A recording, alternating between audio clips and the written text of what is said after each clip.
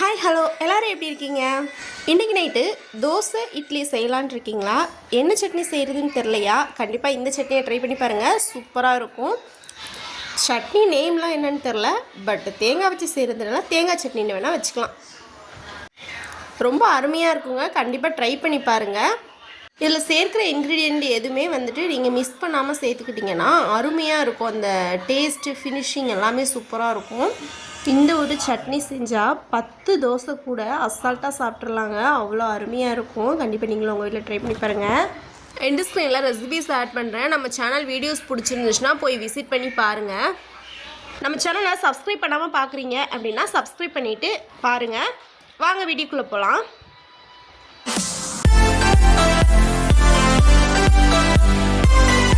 இந்த சுவையான சூப்பரான ஒரு டேஸ்டியான சட்னி செய்கிறதுக்காக நான் ஒரு அரை மூடி தேங்காய், துருவின தேங்காய் சேர்த்துருக்கேன். நான் ஆல்ரெடி துருவி வச்சுருந்ததை மிக்ஸி ஜாரில் சேர்த்துக்கிறேன். மிக்ஸி ஜாரு மேக்ஸிமம் ஒரு பெரிய ஜாராகவே எடுத்துக்கோங்க. சட்னியெல்லாம் அரைக்கும் போது நம்ம சின்ன ஜாரில் அரைச்சோன்னா வந்துட்டு அந்த ஜார்லேருந்து மேலே வந்துடும். அதனால் மீடியம் சைஸ் ஜாரையே சேர்த்துக்கலாம். ஒரு குட்டி லெமன் சைஸ் புளி, ஒரு 2லேருந்து ஒரு 2.5 கைப்பிடி அளவு பொட்டுக்கடலை,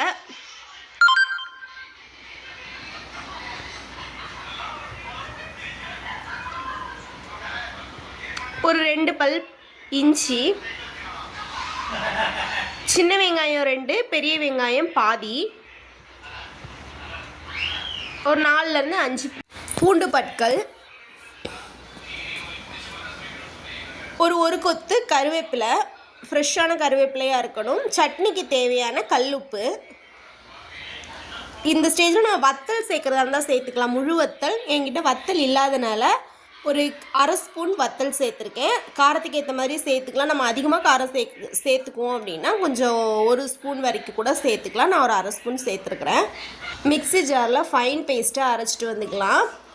அதுக்காக ரொம்ப ஃபைன் பேஸ்ட்டாலாம் அரைச்சிடக்கூடாது, லைட்டாக கொரன்னு இருக்கணும். நம்ம நார்மலி சட்னி அரைக்கிறவங்களுக்கு தெரியும் இல்லையா, இந்த அளவுக்கு அரைச்சி எடுத்துகிட்டு வந்துக்கலாம்.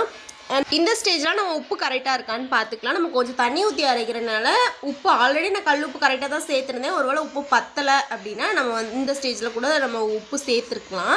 அப்புறம் தாளிப்பு கொடுத்துக்கலாம். ஆயிலில் கடுகு, கருவேப்பிலை, காஞ்ச வத்தல் இருந்தால் காஞ்ச வத்தல் சேர்த்துக்கலாம். ஆயில் ஹீட் ஆகி பொரிஞ்சதுக்கப்புறமா அப்படியே சட்னியில் எடுத்து சேர்த்துக்கலாம்.